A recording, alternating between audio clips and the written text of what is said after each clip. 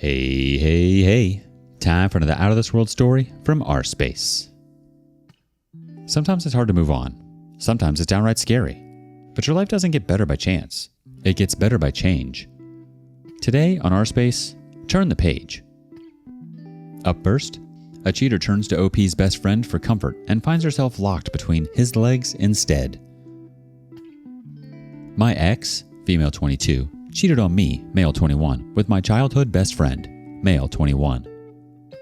So here's my story about how I lost the love of my life, C, and my best friend, J, all in one day. It all started when I met C in grade 5 and I had a crush on her for years. Never going to talk to her or anything as I was just figuring out these feelings.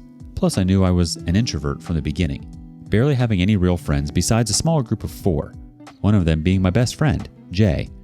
We did everything a kid could do together. Go camping, something I didn't like but was fun with him. Playing video games, board games, sleepovers, all those things, and thought of him as a brother. It was he who had the courage to add her to our friends group.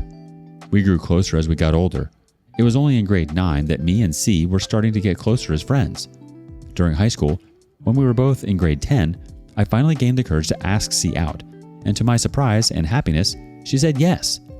Our first date was amazing as I took her out to her favorite restaurant, which wasn't really expensive, but did have a big bill. Then, we went skating, as she has always loved that, and that was one of the best memories I've ever had. Over the next 4 years, we had the best relationship, or at least what I thought was the best. It was only during year 3 of our relationship that C wanted to go to the next level, and so did I. But I was just so nervous about it that I never realized what was happening between my girlfriend and best friend until it was too late.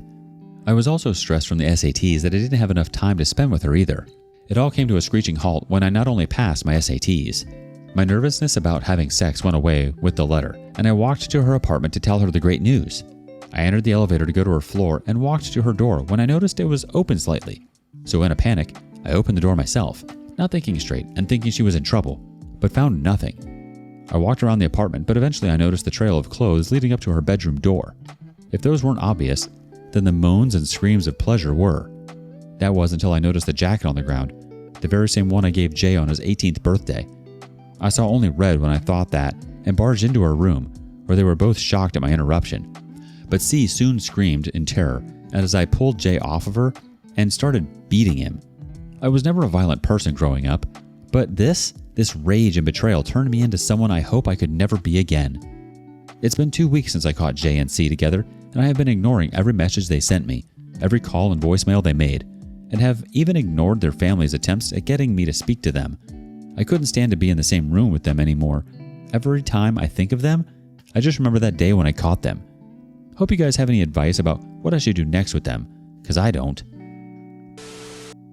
It's completely fair to not want to speak to them, OP. They were the 2 people that you had trusted implicitly, and they betrayed your trust. Honestly, there's not really much they can say to you after something like that. It makes you wonder if they've always had a thing for each other and have just been hiding it right in front of you this whole time. I'm sorry, OP. Update. So, here's my update on my situation. Sorry this took a bit, but I decided to just look at the future for myself now after everything that happened. So, on to the update. As many of you pointed out, I had to get the truth about our breakup before the 2 of them vilify me. To my and possibly your surprise, they didn't say anything about me, but they also didn't out themselves. The 2 of them kept quiet about the whole thing, and I couldn't stand that, watching as if nothing happened between the 3 of us. So I contacted as many of our mutual friends as I could to tell them. Some believed me, others thought I was in the wrong, and a few were indifferent, but all looked at J and C differently after that day, as I had many details of what they did while those piece of craps effed. After I outed the 2 of them, I realized I needed to get away from the city. I lived here my whole life, but I had to get away. I just couldn't stand being close to C and J anymore. I was simply getting boxes of my stuff ready to move when I could, and I hear a knock at the door.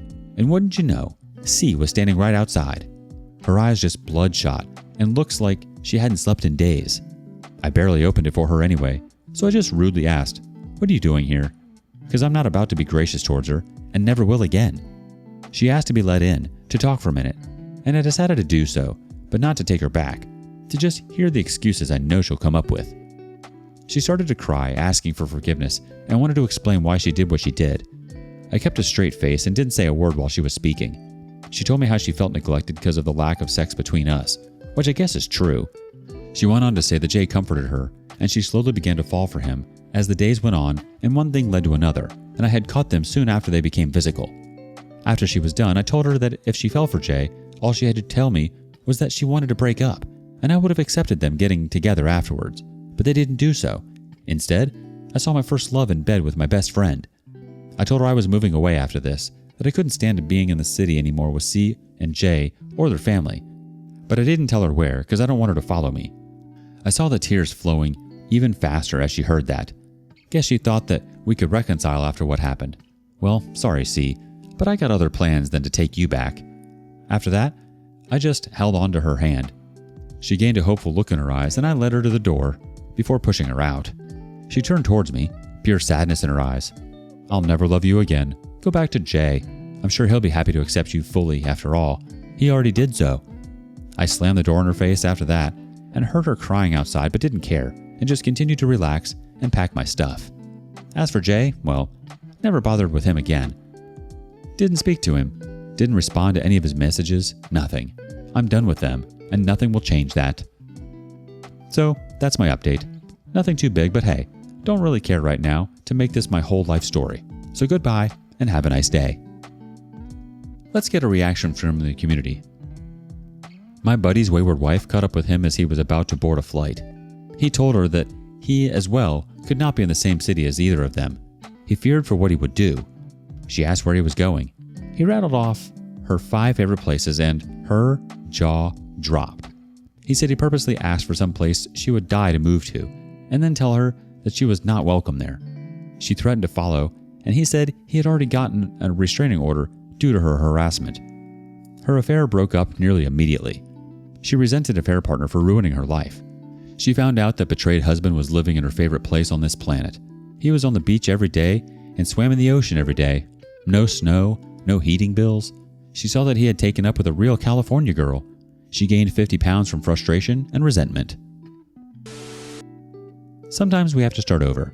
It's hard when you live in a place where you have a memory of your ex everywhere you turn. Shame on her for going to your friend about your private life. Something like that should have stayed between the two of you. That's intimate information. And if that's really something she wanted to do, and if it was a huge deal breaker, she should have had the conversation with you.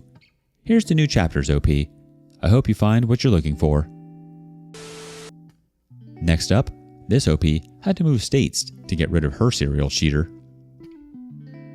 My boyfriend, male 23, got his lover, female 25, pregnant, and I, female 21, don't know what to do. Update. I've never posted before, so I'll update this way. Context. I discovered that my boyfriend, with whom I have been in a relationship for almost 6 years, was having an affair with whom I will call Anna. I gave him many chances after he told me he would change, but he kept cheating on me.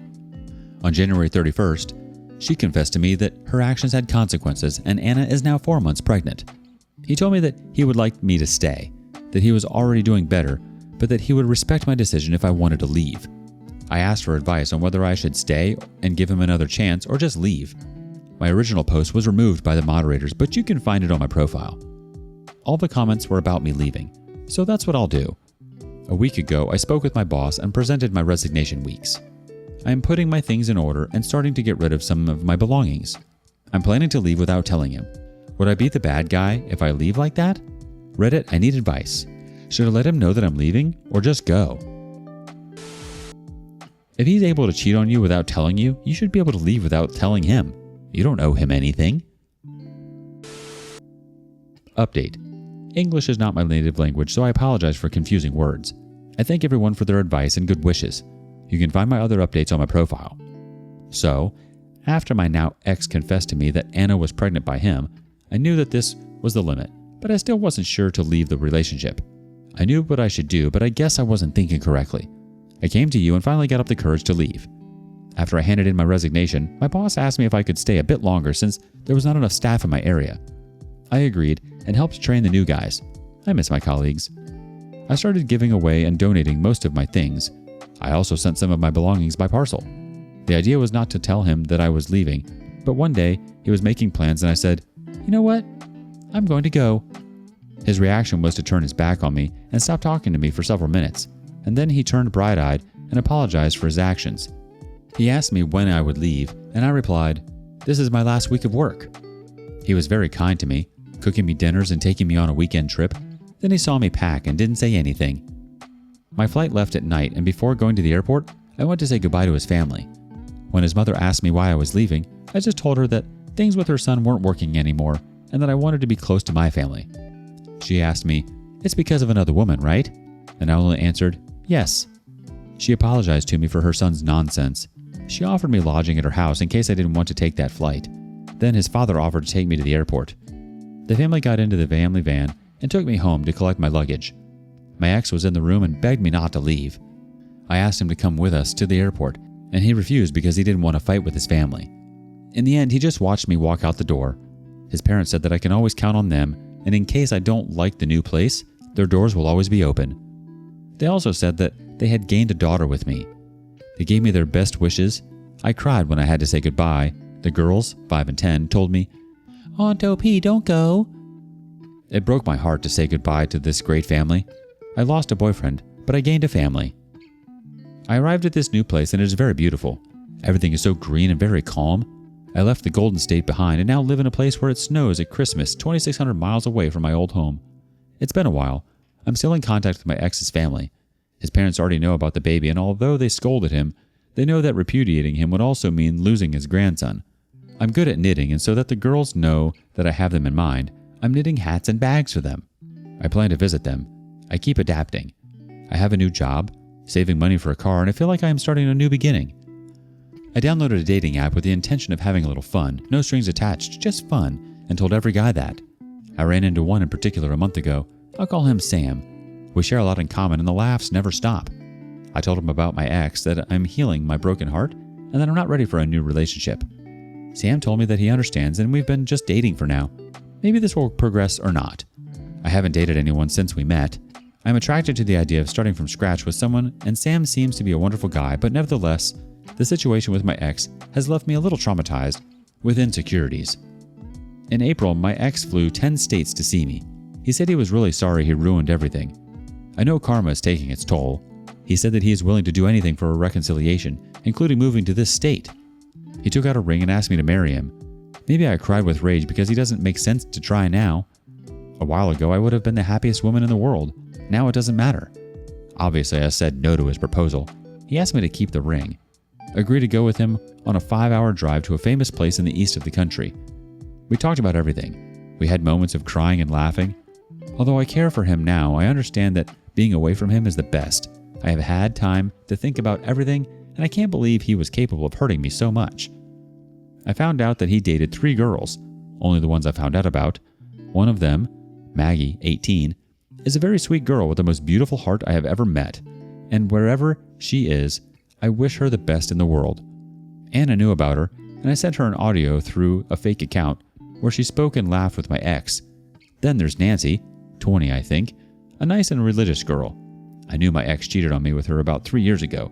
She didn't know about me, and I still don't know why they broke up, and she blocked him. Finally, there's Anna.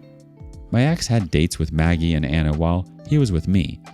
I would never feel comfortable in a relationship with him again. I don't plan on going back anymore. He says he's hurting a lot because of me and calls me drunk at dawn to apologize, and never thought that I would be the one to leave the relationship. His life is going to be really bad. He crashed his car for drunk driving and the baby might not be his. I feel sorry for him. It turns out that Anna also dated other men, and one of them even gave her money for the baby. My ex confronted her and she didn't deny anything. I'm updating you today because Anna is in the hospital in labor. I always saw her as another victim of my ex, but she didn't see me in the same way.